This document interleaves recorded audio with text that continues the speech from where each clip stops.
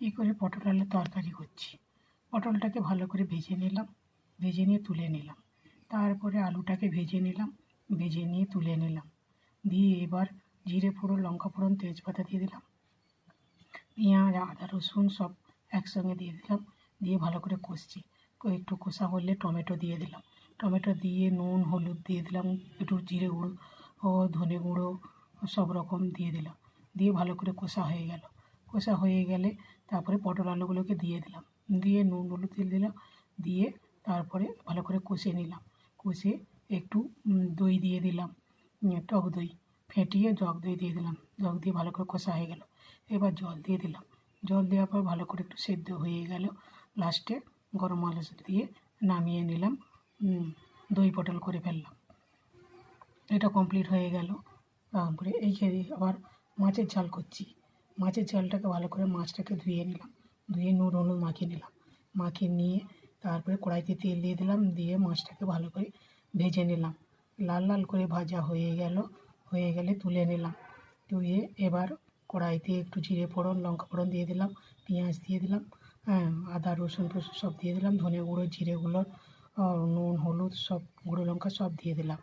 দিয়ে ভালো করে কষতে আরম্ভ করলাম। কষা হয়ে গেল। কষা হয়ে গেলে তারপরে একটু ওতে ধনে পাতা দিয়ে দিলাম। ধনে পাতা দিয়ে ভালো করে কষে নিলাম। কষিয়ে নিয়ে এবার একটু জল ঢেলে দিলাম। দিয়ে তারপরে মাছটাকে ওতে দিয়ে দিলাম। ভালো করে মাছটা ফুটে এলো। ফুটে নিয়ে এসে একটু ফুটে ফুটে একটু কমে এলে তারপরে আমি একটু গরম মশলা দিয়ে দিলাম। মাছটা একবারে কালিয়া হয়ে গেল, ফিশ কালিয়া হয়ে গেল। হয়ে যাওয়ার পর তারপরে ওইটাকে নামিয়ে নিয়ে নিলাম। তারপরে এরপর আবার কলমি শাকটা করছি। এই কলমি শাক আর নোটে শাক একসঙ্গে ভাজা করছি। ভালো করে ভেজে নিলাম কলমি শাক, নোটে শাক, কারণ ঘাস থাকে, কাদা আরে থাকে। ভালো করে শাকগুলোকে ভালো করে বেছে নিলাম। বেছে নিয়ে তারপরে ধুয়ে নিলাম, ভালো করে কেটে ধুয়ে নিলাম। এবার কড়াতে একটু নুন দিয়ে একটু সেদ্ধ করে নিলাম, এদিক ওদিক করে একটু সেদ্ধ করে নিলাম। সেদ্ধ হয়ে গেল, কারণ ওর সঙ্গে ডাঁটাগুলো থাকে তো একটু সেদ্ধ হতে যায় না, পাতাগুলো হয়ে যায়, ডাঁটাগুলো থাকার জন্য সেদ্ধ হয়। তা একটু সেদ্ধ করে নিলাম।